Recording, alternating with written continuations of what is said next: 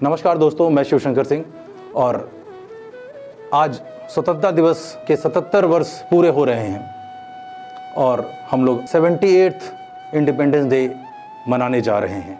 आज़ादी के 77 साल पूरे हुए और इस 77 सालों में की क्या उपलब्धियां हैं, क्या हमारे आज़ादी के दीवानों ने किस तरह से अपना बलिदान दिया और वास्तव में क्या हम अपनी आज़ादी को उसी तरह रख पा रहे हैं जिस तरह का सपना खुदीराम बोस ने 18 वर्ष की आयु में फांसी पर चढ़कर दिया था। आपको पता है, खुदीराम बोस देश के पहले ऐसे किशोर थे जिनको 18 वर्ष 8 महीने और 8 दिन की किशोर आयु में 1911 में फांसी दी गई थी। दोस्तों, ये बात मैं इसलिए कह रहा हूँ कि जब हमारे यहाँ स्वतंत्रता दिवस आता है तो हमारे मन में आज़ादी की भावनाएं हिलोर लेने लगती हैं और हम अपने तमाम ऐसे महान क्रांतिकारी लोगों की बातें करते हैं, उनकी बातों को सुनते हैं।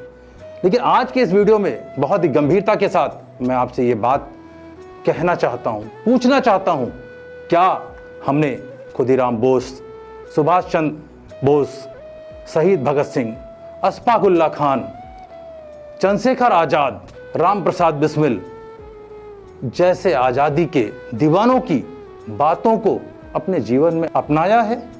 क्या हम उनके उस सपने को जी पा रहे हैं जिन्होंने हंसते हंसते फांसी के फंदे को चूम लिया, जिन्होंने स्वयं अपने रिवॉल्वर से अपने को गोली मार ली, जिन्होंने सेना बनाकर दूसरे देश में जाकर भारत के लिए लड़ाई लड़ी और तुम मुझे खून दो मैं तुम्हें आज़ादी दूंगा जैसे नारा देकर भारत की आज़ादी में बड़ी भूमिका निभाई, और उस दीवाने ने जिसने कहा मैं आज़ाद जिया हूँ आज़ाद मरूंगा, क्या हम उसकी देश प्रेम की भावनाओं को आगे बढ़ा पा रहे हैं?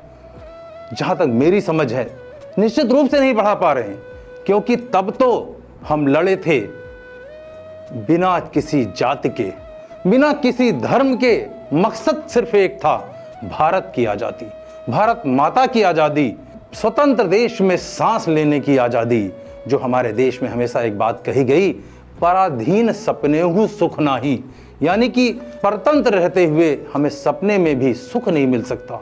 लेकिन ये हजारों लाखों अमर बलिदानियों की बलिदान गाथा क्या यूं ही बेकार चली जाएगी जाति और धर्म के नाम पर?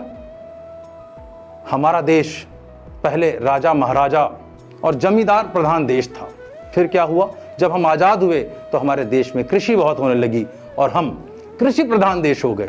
फिर थोड़ा विकास का क्रम बढ़ा और विकास का क्रम यूँ बढ़ा कि हमारे यहाँ जो भी साधन संपन्न लोग थे वो सब राजनीति में चले गए और राजनीति प्रधान देश हो गया।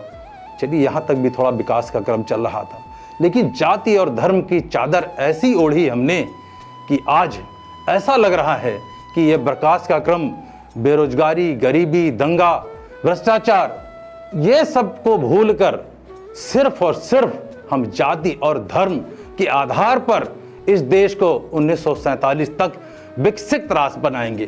जबकि हम सब जानते हैं कि गरीबी की बात करने वाली हर आवाज़ अमीर हो गई, लेकिन गरीब वहीं के वहीं रहे और 80 करोड़ से ज़्यादा लोग आज भी अभिशप्त हैं भारत सरकार के द्वारा मिलने वाले राशन पर। ये बात बिल्कुल समझ में मेरे नहीं आती है। और दोस्तों, आज की इस वीडियो के माध्यम से मैं कुछ प्रश्न करने जा रहा हूं कि आज इस देश को जिस प्रकार से जाति और धर्म के रंग पर रंगने की बात की जा रही है, हमारे बड़े बड़े नेता, कोई भी ये बात नहीं कर रहा है कि दिल्ली में पानी भरा हुआ है तो वहाँ सीवेज ट्रीटमेंट प्लांट कैसे लगेगा।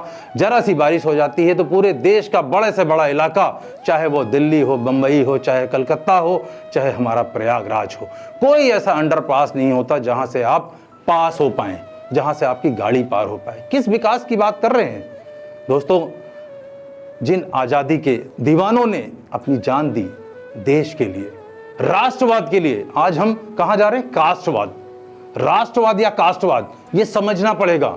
यदि आज हमने नहीं समझा तो एक राष्ट्र के रूप में हम निश्चित रूप से कमजोर होते चले जाएंगे। और ये बात हमेशा कही गई है कि बंद मुट्ठी लाख की और खुली मुट्ठी खाक की, या फिर लकड़ियों की बंडल की जब हम बात करते हैं तो जब वो लकड़ी के बंडल मिल जाते हैं तो मजबूती की मिसाल हो जाते हैं, और अकेले रहती है उस लकड़ी को कोई भी तोड़ सकता है। तो यही बात वास्तविकता से लागू होती है राष्ट्रवादी होने पर।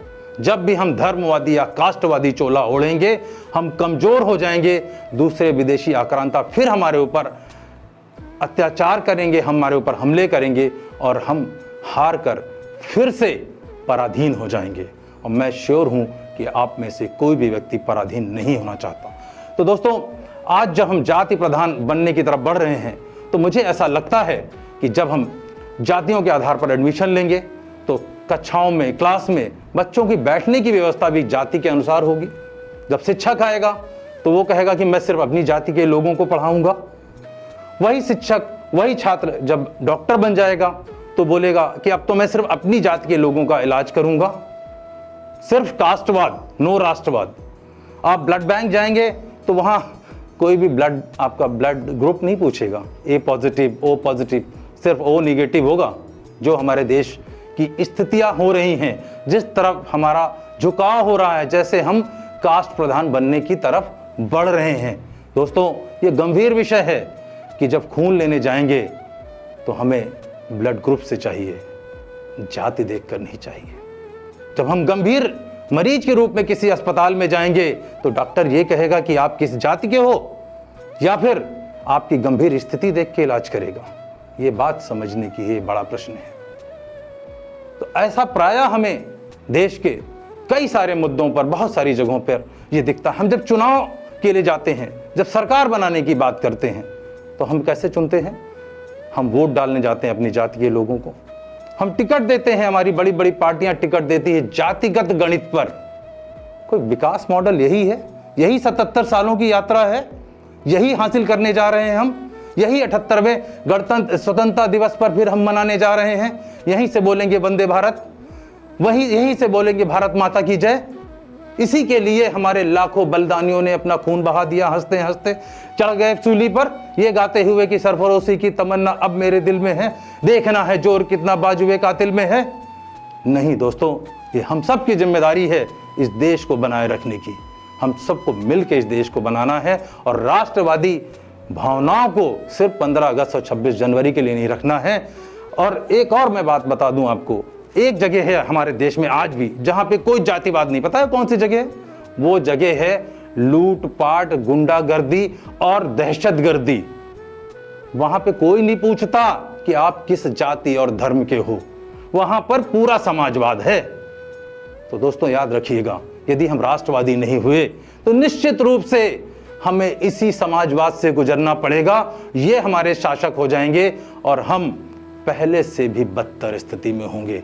तो राष्ट्रवाद या कास्टवाद, फैसला आपका, देश आपका, जिम्मेदारी हमारी। आइए मिलकर बनाते हैं एक बेहतर देश और राष्ट्रवाद की कसम खाते हैं और मिलजुल कर राष्ट्रीय भावनाओं को विकसित करते हैं। Thank you so much, keep watching my videos.